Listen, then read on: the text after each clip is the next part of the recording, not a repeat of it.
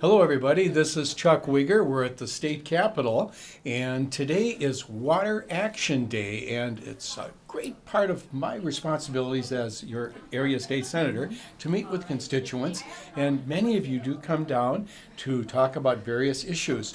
Water action is the focus today, and I'm going to have each of you introduce yourselves. And Jeannie Inglehart, state who you are again for the record, where you live. Jeannie Inglehart from Matamidi. Welcome. And Char? And I'm Char Brooker from Maplewood. Good. Barton? And Barton Winter from Birchwood. Wonderful. Well, you're all here as a part of Water Action Day, and I know we have some additional constituents coming as well.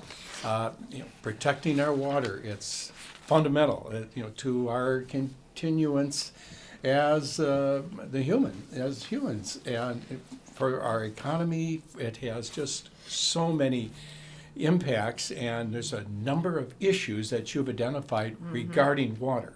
And we have some handouts, and who'd like to start in terms of the importance of Water Action Day? Would you like to start, Char? Sure. It seems as here's though the day again. We'll show Right. that for our camera. Water Action Day. it seems Okay. as though there's an attack on several existing laws and also funding for issues related to water during this session. And so we don't want rollbacks, and we want adequate funding. This is like right on the top of the list here. We're not even talking about a lot of new initiatives, but we're talking about stopping things from going backwards, which in the state of Minnesota, citizens do not want. They voted over and over again that water is a high priority. Minnesotans value our Yes. environment, our clean water. These are Yes, priorities. Yes, and I'll just mention a couple here, and one is the bonding bill, if we get a bonding bill. Hopefully. We do need wastewater and drinking water treatment all over the state, and that's very expensive, and local governments and local taxpayers and smaller communities in Yes. particular cannot take that on just themselves. So we do need to invest in clean water in that way. And Char, we're going to Yeah, go to sure. Jean next, who Yeah. could perhaps comment additionally on the importance Yep. of clean water and as a priority. I am concerned about natural resources and the boundary waters as part of our legacy, something our state has to offer that no one else has, and the protections from sulfide mining. Yes. Yes. Very much valued by Minnesotans, and not only Minnesotans, but people throughout the country and the world as a destination spot.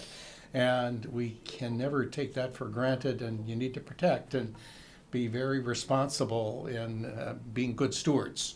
Yes. So, Barton Winter, I'd like to add to our discussion on the importance of Water Action Day.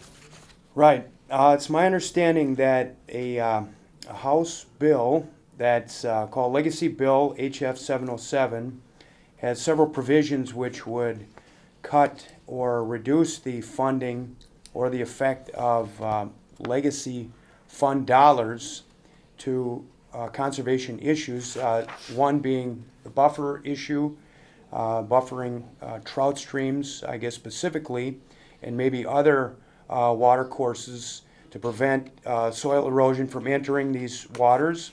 And we certainly don't want to erode protections. And No. maybe tell us about the importance of buffering. Or any of the- in the As I discussion. understand, anywhere you have sloping ground, Yes. and that feeds into a stream or river, and you have exposed soil, you have the potential for the soil to erode into the stream during water events. So the idea is that if you have a buffering area beside the stream, which is more rooted in the soil, this area would help prevent the soil that would erode Yes. from going directly into the stream. And so this idea, grasses and maybe perennial crops and things like this can be used in place of what is called row crops, which soybean or corn type of crops. Very prevent important this. issue, and I know that this is going to be negotiated.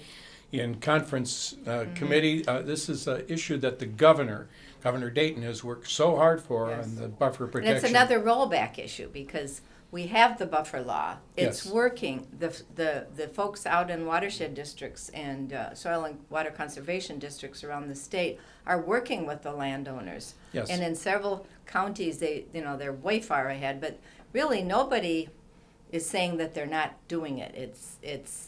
It'll take time. It'll take a little time. And some Yes. people have to be more specific and take a little more time. But don't go back on a buffer law that we passed and that the governor and the people in Minnesota supported. That's Yes. the answer there. I know we do the bike trail often, the Root River Bike Trail down in southeast Minnesota. And you bike right next to farms and you can see the difference. That would include Jean. That is my husband too. Jean And Mamagay, a good friend of mine. yes, there are disclosed some that. places And yours. where a farmer will plow right to the edge of this, like the Zumbro or Whitewater rivers. Yes.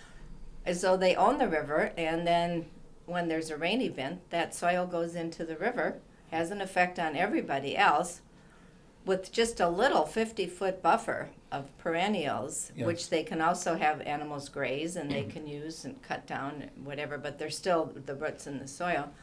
That takes care of it, and it's not that big of a deal, and Minnesotans appreciate that. That was a good law, and we should not go back on that one. And we certainly shouldn't. So let's hope that there will not be this rollback, and that's Right. why there's hundreds of you at the Capitol today expressing this. so. That is correct. There are many, many people here today. And there's other points that you want to share as well about the importance of Water Action Day. Again, we don't want to set the clock back or roll back. No. We want to preserve what we have Right. and invest in our environment. Right, It's in our economic best interest as well. right, right. Right, I guess there's a couple other issues they're talking about in the House legacy bill, which would make a zero public land gain within counties, and or require that funds from the legacy fund be used to support property tax that would have been collected on public lands within the county. And this would be against what the legacy fund was created to do, Yes. and would be unjustly taking away from those funds. Probably unconstitutional, but there's wording in there too that says if it's unconstitutional, you still can't go back to buying the public land. So it's a very tricky wording on that. So you have to be careful of that about that one. Yeah. Good. Yeah. So you're here trying to protect Yes, we are. and Yes. preserve and don't roll the clock back. Right. Let's protect the waters. Let's continue to make progress. There is another new initiative. It's actually not new. It's been partially funded. Oh, we have a button here. Yeah, the which we Forever like. Green initiative at the U, and I've gone to meetings Clean water and about that. profit for evergreen Yes.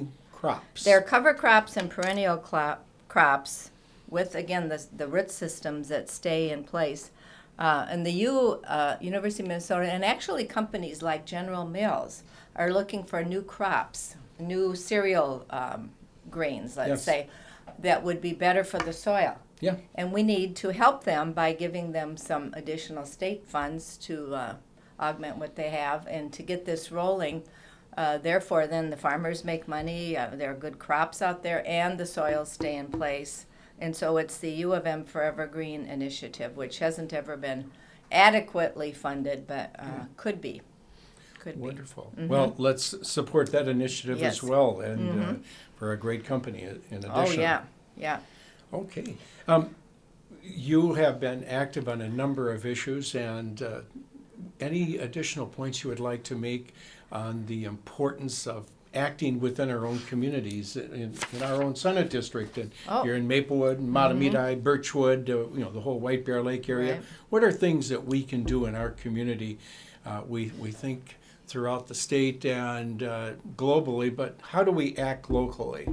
What are some of the steps we can be doing as being better Birchwood stewards? and of Matamidi are water? right there on the lake. Yeah, well, we have White Bear Lake, and that has been the subject of studies as to why its level has been going down. So I suppose water conservation Yes.